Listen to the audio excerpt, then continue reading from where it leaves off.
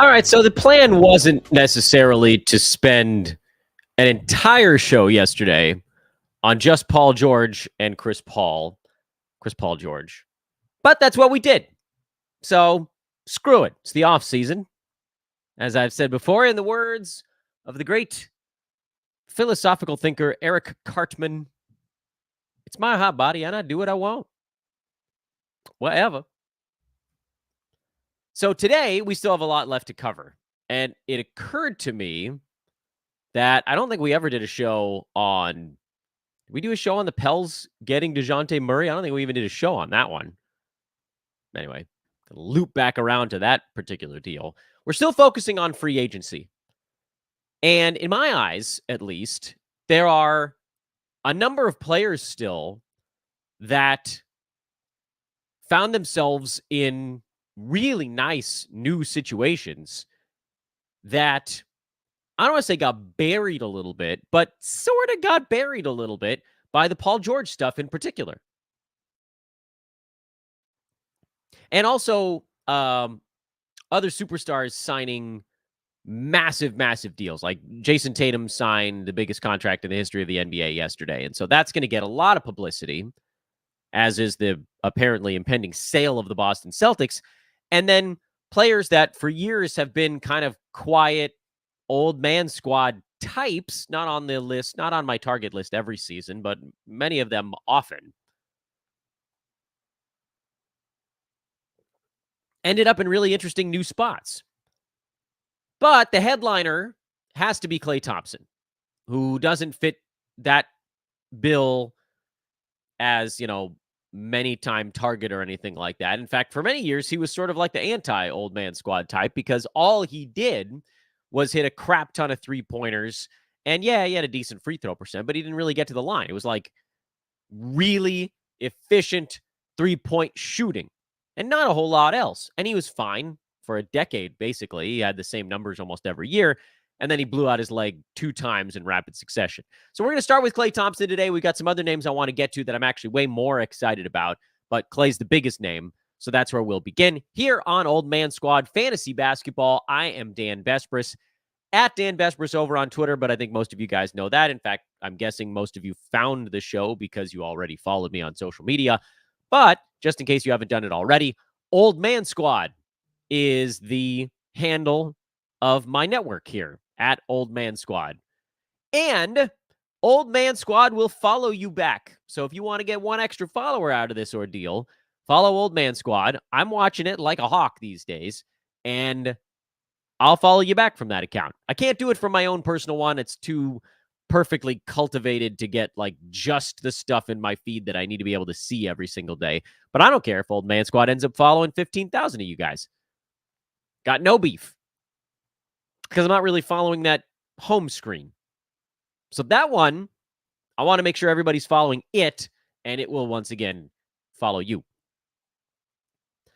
So the news on Klay Thompson, you guys have probably already heard it already. The news of this morning is that his dad is super sad about it because Michael Thompson, for those of you that don't know, longtime Laker, but also he's the Lakers TV analyst. Radio analyst. TV analyst is Stu Lance. And Michael Thompson also pops on and does some daytime radio all on 7:10 a.m. radio here in Southern California. He wanted his kid to end up in LA. But he didn't. Apparently spurned the Lakers and what sounded like a larger deal to go to the Dallas Mavericks on a 3-year, $50 million deal. It took like $3 million less per season. And I think the Lakers might have even offered him 4 years, which is kind of like, feels a little bit like Klay just saved the Lakers from themselves, doesn't it? He ain't a spring chicken anymore, folks. He's 34. He'll be 35 during this upcoming NBA season, and he's had 2 massive, massive injuries that kept him out from late 2000 or early 2019, the year, but late in that 18-19 season. Missed the 2019 and 2020 seasons. And look, let's be honest, he hasn't been the same player since. All of his numbers, with the exception of free throw percent, have gotten worse. or stayed exactly the same. Blocks stayed the same. Assists stayed the same. Rebounds stayed the same. Free throw got better. Do with that as you please. 3-point percent, down. 2-point percent, down. Overall field goal percent, significantly down. Steals, way down. Way down. And he was never a great steals guy. He was somewhere between 0.8 and 1.1 in normal starters minutes. And he didn't get what you'd call full starters minutes this last year, but he was only at 0.6. Last year in starters minutes, he was at 0.7, which is basically his lowest as a full-time starter in his NBA career. These types of things, as players age, don't usually bounce back up, especially after two colossal leg injuries, where it does seem like, look, I can't necessarily know it to be true. The only person that really knows is Klay, and I doubt he's going to say it to anyone. But you just watch him play. He doesn't have the bounce and the speed that he had before. So this is a 34-year-old. The Lakers wanted to sign to a 4-year deal. The Mavs signed to a 3-year deal. I have pretty large concerns about Klay Thompson's fantasy game upcoming with the Dallas Mavericks. This most recent season, Klay played in 77 out of 82 games. That's good. 69 out of 82 the previous year, and then 32 this season coming off the Achilles injury. Throughout most of his career, he was one of the more durable players in the NBA. In fact, there was a stretch in there between 2012 and 2019 when he did get hurt in the playoffs, where Klay missed 0, 1, 5, 2, 4, 9, and 4 games in those seasons. Only once did he not clear the 90% threshold. So it's not that crazy that he got to 77 out of 82 last year. And hell, maybe he stays healthy again this coming season. So by totals, there's a possibility of a little bump there. Possibility, not guaranteed. Per game, though, we're talking about a guy that in his prime, pre-injury, was getting between 16 and 18 shots most seasons with the Warriors. When he really kind of came into his own and he was averaging 21, 22, somewhere in that neck of the woods, points per game, and doing it on basically about 16 to 18 shots a night. He could also defend, and he was hitting a ton of three-pointers, which, again, that has sort of stuck its way through. In fact, you might even argue that there's been more of that. But this past season, you saw a little bit of a Warriors changing of the guard, where they finally were like, Klay, you can't be taking 18 shots a game right now, not while you're shooting 43% from the field. At least last year, he was at 41% super high volume from downtown. That remains a positive. But this year, 38.5% from downtown, still pretty damn good in the grand scheme of things, but not Klay Thompson level. And when he can't really hit his twos, then you've got that overall field goal percent stuck at 43. And a high volume 43 from a guy who doesn't have the legs to defend anymore just sort of wasn't really a big positive. Reason for optimism on Klay Thompson is that supposedly, and all these articles are funneling out now that he's officially gone, is that it sounds like he feels like he has something to prove. So this past year, he felt like he was being mistreated. He didn't like the benching, blah, blah, blah, blah, blah. He might go somewhere else and say, yes, I want to show everybody that I still have something in the tank. So, maybe you do get an uptick of a season for him. We're talking about a Warriors team, and let's fuzzy math it a little bit, because, again, this isn't going to give us the perfect answer to our questions. But Klay Thompson did average the second most shots per game on that Warriors team this season, behind just Steph. And this is a Warriors club, remember, that likes to spread things around a little bit. Steph got 19.5, which he should, because nobody else on the team was particularly good on offense. Klay got 14.7 shots per game. Jonathan Kuminga, 11.6. Andrew Wiggins, 11. And then you dip under 10 to Chris Paul at 8 shots per game and Draymond Green at 6.8. Klay Thompson was, by all accounts, the number 2 offensive option on the Warriors for a vast majority of the season. And that probably flipped a little bit by the 2/3 point, and you could argue maybe Kuminga passed him there. The reason I bring this up is that the Dallas Mavericks this year had a number one option that took 23.5 shots per game and a number two option that took 19.5 shots per game. And if you'd like to know how sort of the second half of the season went, it wasn't all that different. The only real difference for Dallas was that they brought in PJ Washington, who started to take 11 shots per game.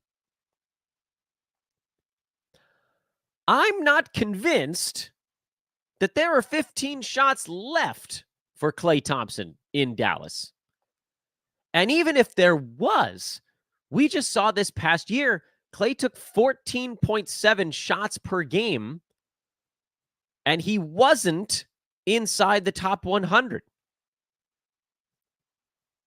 Second half of the season, pretty much similar numbers for Klay. He shot 44% from the field and 96% at the free throw line. And thanks to that efficiency bump, he jumped from number 103 to number 89. Because again, that's how close everybody is in that basically 80 to 120 range. They're almost interchangeable, minus one or two good games here and there. But it took Klay 15.2 shots per game to get to that mark. Down the stretch, he took final 2 months, I should say, he took 15.2 shots per game. He shot 46%. You got a little bit of a better look at Klay. He was number 74. Final month of the year, he took 16 shots per game in 30 bench minutes and shot 48% and was number 44. But this is what it comes down to with Klay. In fact, I think he made all 22 or 23 of his free throws over that stretch also. So fine, he's going to be a good foul shooter. Do we really think he can sustain 48% from the field for the year? I am extraordinarily skeptical. But more skeptical than the 48%, I am skeptical that there are 14.5 to 16 shots available for Klay. Because the last month of the year for the Warriors, and again, let's basically just assume everybody was mostly healthy. I know Kuminga missed 4 or 5 games in there, so, whatever. And that boosted what Klay was allowed to do. Steph, 18.7, and then Klay, 16.1.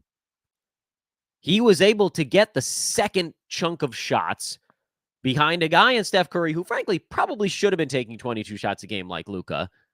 Warriors are going to have a better shot to win if Steph is doing as much as humanly possible, but he's gassed. Steph was basically gassed by the end of the year. And so only, I say, 19 shots were sort of off the table by the time Klay Thompson was like, all right, let's feast.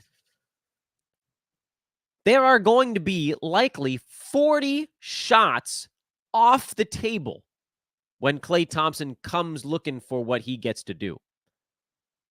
And he's going to be battling with PJ Washington, who was better for the Mavs this year than Andrew Wiggins was for the Warriors.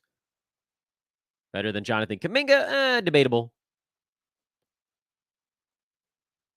Klay is going to a team with 2 of the highest usage guys you can find in the NBA instead of only 1.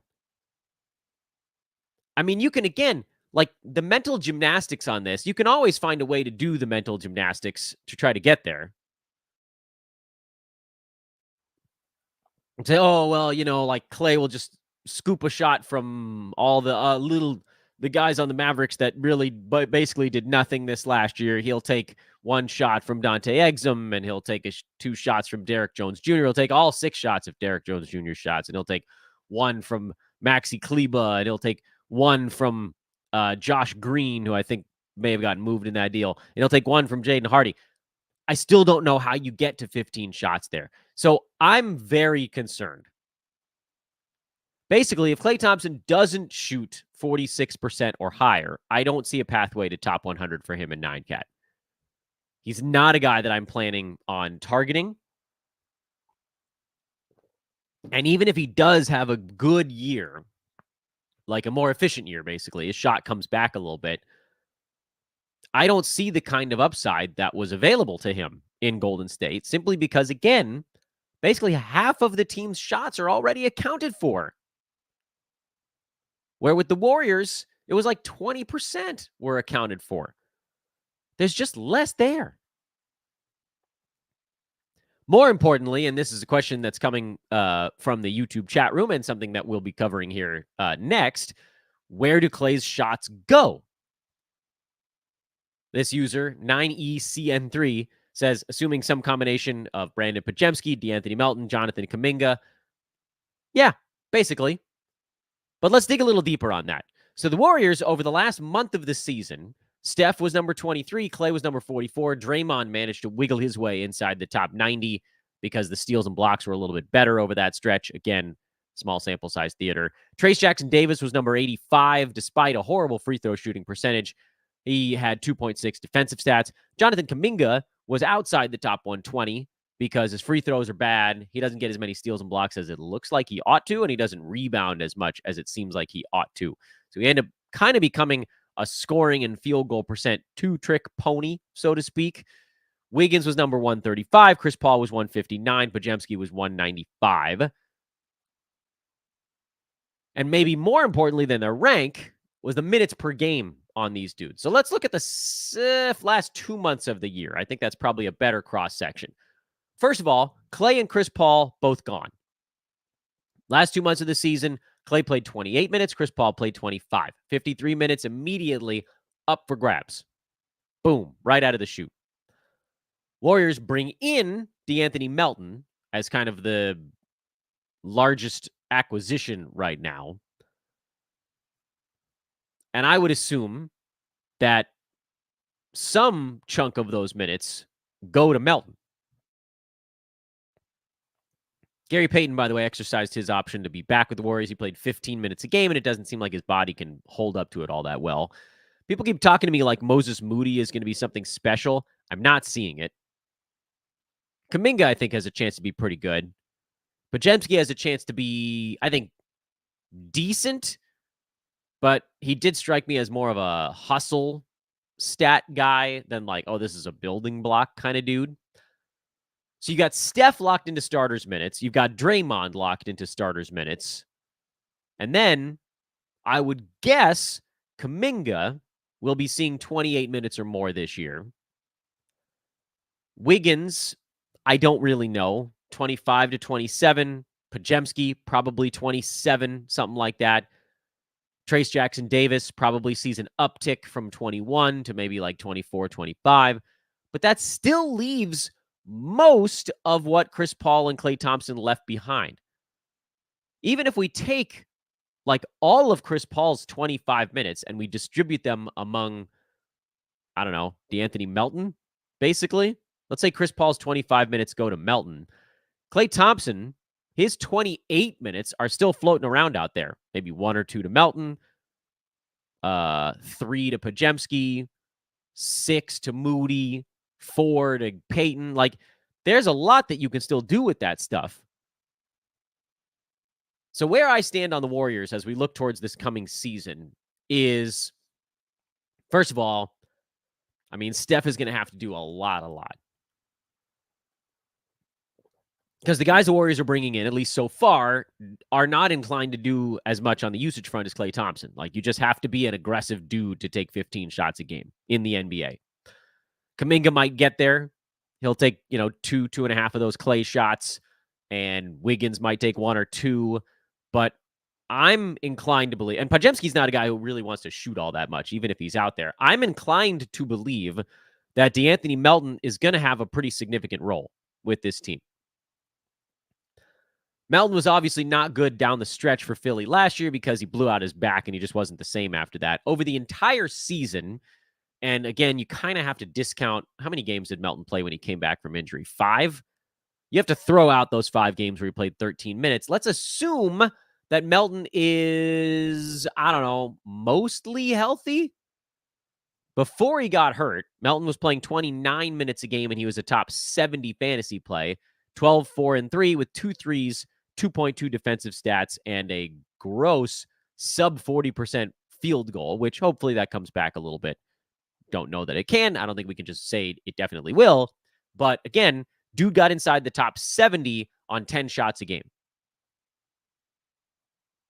I like Melton a lot this coming year with the Warriors. This is a good spot for him because he's going to have to also do more than he did in Philly. Joel Embiid, Tyrese Maxey, the offense ran through those two dudes on every single play when they were both on the court. With the Warriors, it's a lot of motion stuff. You say, oh, it runs through Steph. Yeah, it does, but there's a lot of Draymond screening and a lot of movement. That's going to be good for a guy like Melton, who oftentimes ended up having to kind of stand in the corner in Philly's offense. I don't think you're going to see as much of that with the Warriors, and he's good defensively. He's going to rack up steals if healthy. If healthy, I would happily take DeAnthony Melton anytime basically after pick 90. Because that's, again, 90, 95 range is when you basically run out of all the guys that are guaranteed starters minutes. Then you start hunting for, remember we talked about it? What are the three things you're looking for when you're trying to look for that fantasy late or fantasy value of any kind? The three things you're looking for are minutes, usage, and fantasy line. So fantasy game, effectively. Do they have a good stat set? At around pick 90 is when all of those guys run out. If you're in a decent league, they won't last beyond that. Once you get past pick 90 or 95, somewhere in that range, you're now looking for guys where you're getting 2 to 2.5 of those three things. Can we guarantee DeAnthony Melton's minutes? I'm going to say yes. I think he's going to play if healthy. If healthy, I think he's going to play. Can we guarantee usage? No. Can we guarantee fantasy game? Yeah. So you got 2. And so if you think he's going to get a little bit of usage, as much as he got in Philly or maybe a click better, then that's a yes. I am, and again, looking back at this question from the chat room, the three names that came up were Melton, Podziemski, and Jonathan Kuminga. Let's talk about Kuminga next. Kuminga has weird fantasy game. It's weird because everything about him screams this guy should be able to do all kinds of amazing stuff. And yet, it doesn't really pan out quite that way. Even during, like, he had about a month where he was on a ridiculous surge, but then that wore off. And over the final 2 months of the NBA season, final 3 months if you want to do it that, Kuminga was number 106. It felt better than that, didn't it? It felt like he was doing more because he was scoring 19 points a game on 54% shooting. There's a lot to like about what Kuminga was doing on the basketball court. 19 points is good. 1.6 combined defensive stats is fine, not great. 54% field goal on kind of medium volume is pretty good. Turnovers were not terrible, not great. 78% foul shooting was a slight negative, but again, getting it out of your power forward spot. 5.4 rebounds, not really that impressive from a guy, a bigger dude. 3 assists, fine. So there was a lot about Kuminga that jumped out as fine. And kind of the interesting thing here, and we'll talk about this player next, is that he reminds me a lot of Tobias Harris without really a three-point stroke and without the free throws. But Kuminga's going to get more hype, I believe. Don't worry, we'll talk about Tobias Harris next on this show because he scores more. Neither one of those guys is a dominant rebounder, but Tobias did his part. And neither one's a great passer, but they both are kind of doing their part. And 1.6 defensive stats for one. I think Tobias was actually right on 1.6 also. Not as high a field goal percent, higher on free throw. There's a little bit of a flip there. What do we think Kuminga does this year? Well, with the extra shots, it feels like a foregone conclusion that he'll be inside the top 100. But what I don't know about Kuminga is, do the rebounds, assists get any better? Can we guarantee he's going to play 30 minutes per game this year?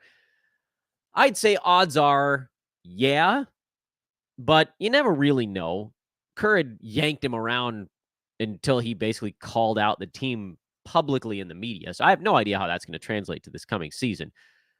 But I think there's a reasonable shot that Kuminga has to average close to 20 points per game this year. Who the hell is going to take the shots? Don't tell me Andrew Wiggins. He was quite yucky this last season. Slightly better the second half, by the way, but pretty yucky. So does Kuminga's 20 points per game mean that you have to go get him at like pick 75? 75 range feels like a reasonable target, but he also strikes me as a hype train guy. I believe that we see Jonathan Kuminga get drafted in the 50 to 75 range this year. And if you're in a league where he goes towards the front end of that, I don't think that I can get behind that. Because again, there are parts of his fantasy game that just aren't there yet. If he falls towards the back end of that, I think you're now looking at a very reasonable price tag on someone who, again, likely gets an extra shot and a half per game this year. And you hope that that just adds on to what he was doing. Does he get a little bit better at the foul line? Can 78% become 80? Can 13 and a half shots become 15? Can 5.5 rebounds become 6? Little things like that. Can 0.6 3-pointers become 1? If you get that little bump in 4 or 5 different categories, he goes from just outside of everyday to inside of it by a round or two. But top 50 is a big jump to make from 106. 75 isn't. 50 is a lot. The other question was on Brandon Podziemski, but he's not the last player we're going to talk about on the Warriors. Podziemski, we basically saw the season kind of take its toll on him as we moved along. I like that he can rebound. I like that he can pass, but he's not going to score. His defensive stats were not that impressive. His percentages were both not particularly good. I don't see the massive upside here that others might, other than he's a guard who can rebound. That's kind of it. Like, steals were fine, but not spectacular. Blocks were non-existent. Field goal, free throw, both bad. He's a guard that can rebound a little bit. So I'm probably not doing the I'm going to go, heavy on Brandon Podziemski thing. I would, however, give a look at Andrew Wiggins. I know it sounds positively nuts. I know it makes me sound like a loony bin. But again, he almost isn't going to have any choice but to do more on offense. And so if the steals, that's what I'm looking at with Wiggins, where, he used to be a guy who got defensive stats. And, maybe there's this whole, is he getting older thing? He's been in the NBA for about a decade now, but he's still only 29. They frankly should come back because as recently as last year, he was at 1.2 steals per game. He was a pretty good defensive stats guy, Wiggins was. Always, throughout his career, 1.6 to 2 range, most of his career. And then this season, 1.2. Way down. Specifically steals. He also may not have a choice but to play 2 or 3 more minutes per ball game. I do think Andrew Wiggins' brain is broken, and I mean this kind of in the most empathic way or empathetic way I possibly can. He's going through something, and he has been. I think there was some family stuff like during the middle of the last season that he missed a ton of time for. I don't think that he's ever really come out of that. 3-pointers were way down. 2-pointers were down. Free throw was actually better, oddly enough. Rebounds were fine. Assists were down. Steals were way down. I mean, I don't know how he doesn't come back a little bit. He's a guy I would look at taking in the 115 range because it might fall on its face. I mean, look, let's be frank here. There's a 65 to 75% chance that it totally falls on its face. But it was only 2 years ago where Wiggins was an all-star. He was a clunky one, mind you, but 2.2 3-pointers, 47. Couldn't hit a free throw. That was a 63%. If he's at 75 at the foul line, it's much better. He was at 17 points, a steal, 0.7 blocks, 3 boards, 4.5 assists, 2.2 3-pointers. That was a pretty good year for him. His first year in Golden State, he was amazing. He was at 1.9 defensive stats. I don't know that we're getting back to that range, but 14 plus shots per game is not out of the realm of possibility, and that puts him inside the top 100. And then what to do with Trayce Jackson-Davis, who really, the Klay Thompson, Chris Paul departure doesn't have a whole lot to do with Trayce Jackson-Davis, but he was good down the stretch for the Warriors, and it really came down to how much he got to the free throw line. When he took 2 or more free throws per game, he was outside the top 100. When he didn't, he was inside of it. That pretty much puts him as a punt free throw guy, I believe, because I don't think that he's going to play enough to get 9 rebounds a game. Not while Draymond's going to be logging a lot of the center minutes. And they'll have to, because Kuminga will then likely play the 4 there, Wiggins at the 3. So how much is left for Chase Jackson-Davis at the center spot? 22, 23 minutes per game, something like that. Nothing overwhelming. He got to 25 down the stretch, and that's when he was able to overwhelm the bad free throw percent. So if he can get to 25, if you think 25 minutes are coming to Trace Jackson-Davis, he's a guy that's worth a check-in in that like 100 to 125 range. If you think it's going to be more like 22, then probably not. He has a little bit of a Nick Claxton fantasy game outline kind of thing. Maybe not quite as many rebounds, but the other stuff is very similar. So then you start to ask yourself, okay, well, what if Draymond misses a bunch of time? There you go. There's your path to more. So the Warriors are a team that I would actually look at buying on a lot of these dudes. I like DeAnthony Melton. I think he's going to be reasonably priced. I like Wiggins, believe it or not. Well, like is not the right word. I'm fine. I'm not against Andrew Wiggins this year. How about that? Normally, I'm like, don't touch him with a 55-foot pole. This year, you know what? Fine. Put on some nitrile gloves and you can see what's up there. Not super into Brandon Podziemski. I think his fantasy game is overstated. What did I already forget? Trace Jackson-Davis, I think, will be possibly hyped out. If you have to spend like a top 80 pick to get him, I don't think I would do it. But if you can get Trace Jackson-Davis between 100 and 130, I would do it. Same story for Wiggins. Melton, I would probably go even slightly earlier than that. And I think that's it. What do I think about Draymond? Oh, that's an interesting thought. Yeah, he probably sits around the edge of the top 100, kind of where he's been the last 2 years in a row. All right, so the Klay Thompson and Chris Paul departures had a massive ripple effect and fallout. But I do want to get to one other player today, and there isn't much in fallout. And that is old man squad frequent flyer Tobias Harris of Bobby and Toby fame. Okay, so I know Tobias Harris was not a really exciting player last year. No. And he goes through stretches where it seems like he just disappears. Yep, this is all true. He also gets blamed a lot when the Sixers weren't playing well, which feels insane that if that team needed Tobias Harris to be the guy to lift them, well, then they weren't built properly. And yet somehow, at the end of all of this, at the end of Tobias wearing all the blame and disappearing and reappearing and everybody being super annoyed with him all the time, Tobias Harris this last year was a top 50 per game 9-category player.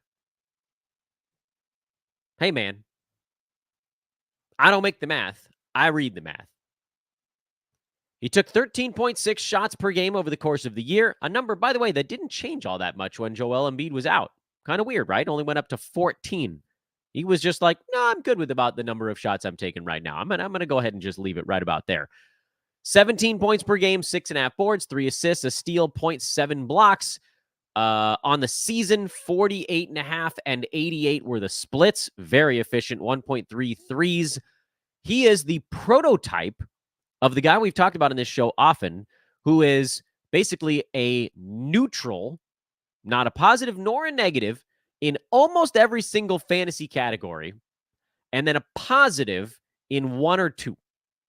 He was a positive impact free throw guy this year, positive impact turnover guy this year, and then really almost nothing else he did was so far away from the mean among like sort of, top fantasy players or top whatever it is, top 200, that it stood out. 17 points was just barely above league average. 1.3 was just barely below. 6.5 rebounds, just barely above. 3.1 assists, slightly below, although better for a power forward. 1 steal, right on league average. 0.7 blocks, right on league average. 48.5% from the field, right on league average. Fantasy league average. Great free throw, nice turnovers. Boom. That's top 50. And people are like, I don't understand. How can someone who just sort of doesn't hurt you anywhere be a top 50 player? And the answer is because most of the guys in the NBA are worse at more stuff than they are good. When you roll all 9 categories together, way more players have more bad stuff than good. That is why being average in everything makes you like number 65 to 70 range. And being average in almost everything and then like pretty good in one gets you near the top 50. It's crazy, I know, but if you really stop and squint at the numbers, that's basically what's going on in fantasy sports. You would have a hell of a team if you had a team that was just average. Every player was perfectly average in every category because the teams you're competing against have more players that are worse than average in multiple categories against the ones that are better. And the ones that are better are obviously the ones at the top.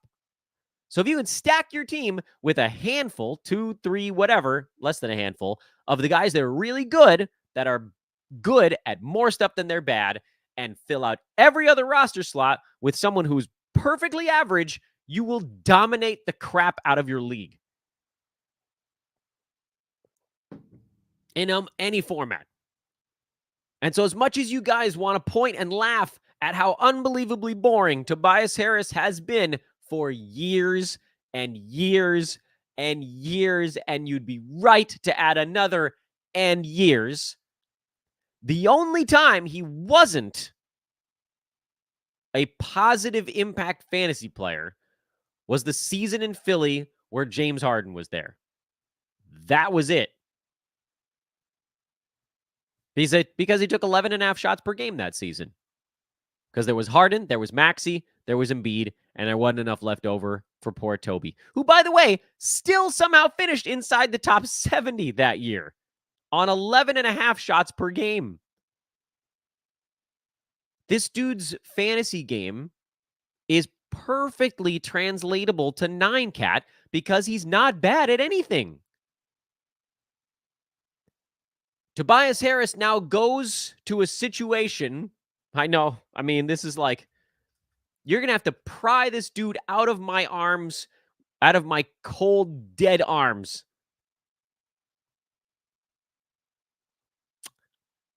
Because he's going to a place that needs veterans. It's crazy. And I love it with every fiber of my being. Tobias Harris to the Detroit Pistons. 2 years, $26 million a year, 52 total. To be the starting, likely, power forward on that team. Jalen Duren will be the center. Cade Cunningham, Jaden Ivey will probably be the backcourt. And then you're looking at Sar Thompson, maybe as the 3. Or they have some choices. We'll see who gets, rotated in there. But Tobias is going to play, and he's going to do. And as we just mentioned, he only needs 11.5 shots per game to hit fantasy value. This dude found his way to 14, almost. Sorry, rounding a little bit. This dude found his way to 13 and change shots per game behind Embiid's 22 and Maxey's 20. 13.6. You don't think this dude can find his way to 13.6 shots per game behind Cade Cunningham's 19 and Jaden Ivey 12.6? The Sixers had 2 players who took more shots per game than the leading shooter on the Pistons in Cade Cunningham. The Pistons couldn't space the floor to save their lives. Now they have a power forward that can hit a 3-ball. And rebound.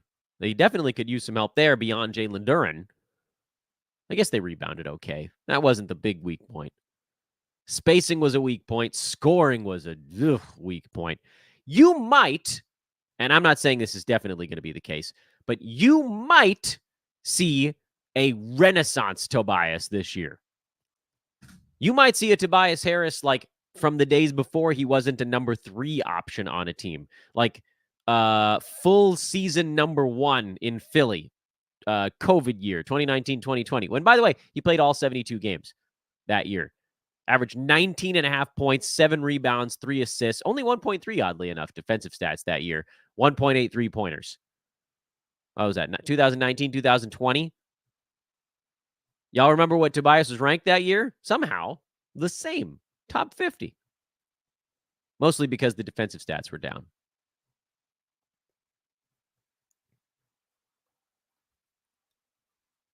I might argue that was the best season of his career. Let's see. When the hell did he get traded? Philly, 2018, 2019. He got traded to Philly. He went from Detroit to LA the year before that. He took 16 shots a game with the Clippers. Boy, that half a season was a juicy one. 19.3 points with the Clippers. 47% from the field, 1.8 combined defensive stats. Like, I really don't think it's out of the question for Tobias Harris to be around 1.5, call it 1.3 to 1.6 range defensive stats this year. I think you could see him get to 18 or 19 points. I think you could stay in the 6.5 plus rebounds, 3 assists. I think you can see him get back up to 1.4, 1.5 threes. I don't know if we can count on him shooting 88% from the free throw line again, but he has done it like 3 of the last 4 years. So probably. I hate to say, I mean, it's a real flag planting moment for me, but I would be blown away if Tobias Harris is not top 60 or higher this year. I think you got a legit shot again at top 50. I think you've got a shot at top 40. And he's so freaking boring that there's almost no way he gets drafted inside the top 50. And I'd be, frankly, flabbergasted if he went inside the top 60. Where did Tobias Harris go this year? Anybody remember? Yahoo closed down their league, so I've been walled off from getting their ADP data anymore. What did I put in our player ranking comparison page?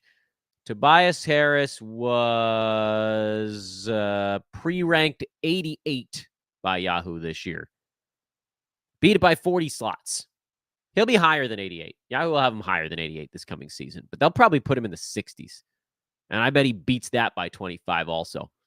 20. Go easy, Dan. Go easy. It's not even lunchtime yet. Let's take it easy.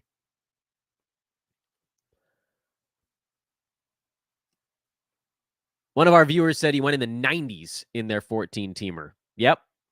Yeah. 88 was his pre-rank. Going in the 90s is not that crazy. That's only 2-3 slots back. And so that's the thing. That is the beauty of the Old Man Squad. Not the name of the network. I know I took one and I appropriated it for the name of our show and of the network. For the actual Old Man Squad. And I'm going to have to break it up into different chunks this year. Because remember, this past season, I had sort of like the regulars, and then I had the totals guys, and I had the games cap darlings, which is dudes that are likely to be hurt throughout the year. And I had the young player shot, which was Chet Holmgren. I need to organize it a little bit better. So there's going to be like the actual old men, which is the super boring dudes like Tobias Harris. He's the mold of the old dude. Al Horford, the mold of the old dude. And then there's going to be just like guys I think are undervalued. And then we'll have the totals dudes. We'll have the per game guys and so on and so forth. Tobias Harris, I mean, you could probably put him on all of those boards. He's going to be boring. He's going to be kind of old. He's probably going to be kind of durable because he generally has been throughout his career. And he will have, I mean, book it. July frickin' 2nd. I don't even need to see what numbers come out because as much as I scream about it, I ain't moving the needle all that much for Yahoo public leagues. he will probably, there's like a 90% shot that he beats his ADP, and I don't even need to know what his ADP is to make that claim.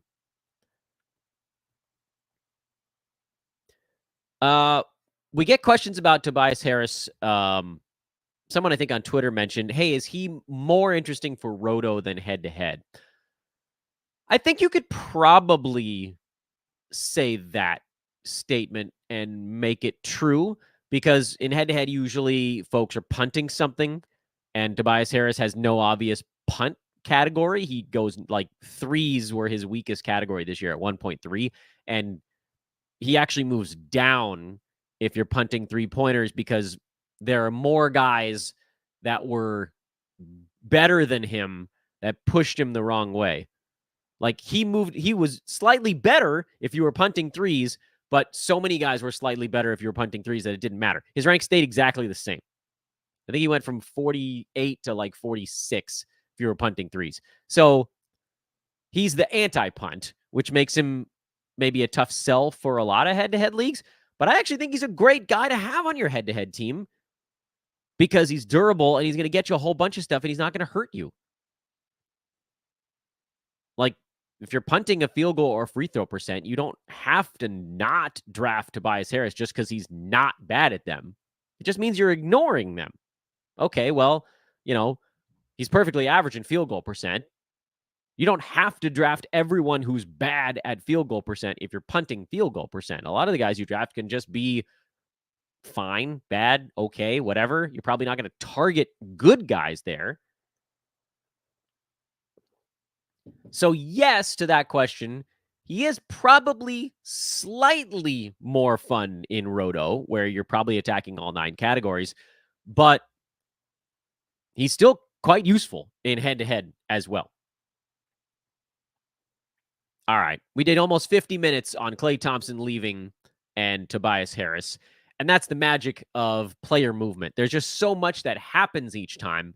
And what I want you guys to take away from this is not just, oh, Dan likes this guy, Dan doesn't like this guy. It's how do we get to that point? What are the numbers we're looking at? It's a handicapping, basically. When you handicap the players and the teams, what are we expecting to happen and why? And my hope is that over the years, since you guys have been listening to my old show, now this new one, I've made you all better at looking at these things and we can assess them together. And we just sort of know, here's what's going to happen. Let's simplify. We don't need to do mental gymnastics. Tomorrow, we'll probably headline the show with Isaiah Hartenstein, who is, I think, the highest paid. No, Paul George is the highest paid team changer so far. But I think Hartenstein is the second highest team change dude. And there are a lot of Twitter takes on what Hartenstein's going to be doing with the Thunder this coming year. At Dan Vespers on Twitter, at Old Man Squad on Twitter. Again, Old Man Squad will follow you back. So if you follow that one, you'll get another follow out of the ordeal.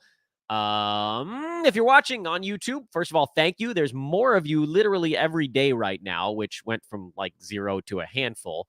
But you're finding me, which is so cool. I'm seeing it start to happen. I didn't know how long it would take before people were like, where the hell did Dan go? And then they hunted me down. Please like and subscribe. Hit that thumbs up button. Do it now before you forget. It actually matters because you get 5-6 extra likes on a small time video like the ones I'm doing right now. And YouTube was like, hey, maybe this is okay. We'll put this on the sidebar for somebody new. Spotify, iTunes, Overcast, whatever pod network you guys are listening to it through. Please remember to subscribe and follow. And Apple listeners and Spotify listeners, please remember to put that 5-star review on the show. I did a thread yesterday, by the way, over on Twitter. For those that haven't found it yet, I'm going to throw this one up on the screen for those that are watching on the YouTubes. But I did a fantasy basketball free agency kind of assessment thread, which I'm hoping was useful. And it kind of consolidated my thoughts on what's happened so far. Meaning, and the one I'm putting up on the screen here for YouTubers is the secondary impact page. I did the players that moved and what it meant for the guys around them. So you're seeing some of these names on your screen. I did some other names elsewhere. we go deeper on this stuff on the podcast, so hopefully this is more useful to you than that. But we're going to try to get things going on social as well. I'm Dan Vespers. Have a wonderful rest of your Tuesday, everybody. We got so much left to do this week. We're also going to be doing some shows with guests on what they like about free agency so far. Probably Alex Rickleen in the next week, Dan Titus in the next week, Matt Smith within the next week. We'll get some other voices on here. You guys can hear what they're looking at as well, since mostly right now you're just hearing me shout into the void. And I promised you that the show wouldn't only be that. Back at it tomorrow. Same bat time, same bat channel. I'm Dan Vespers for Old Man Squad Fantasy Basketball. We'll see you then.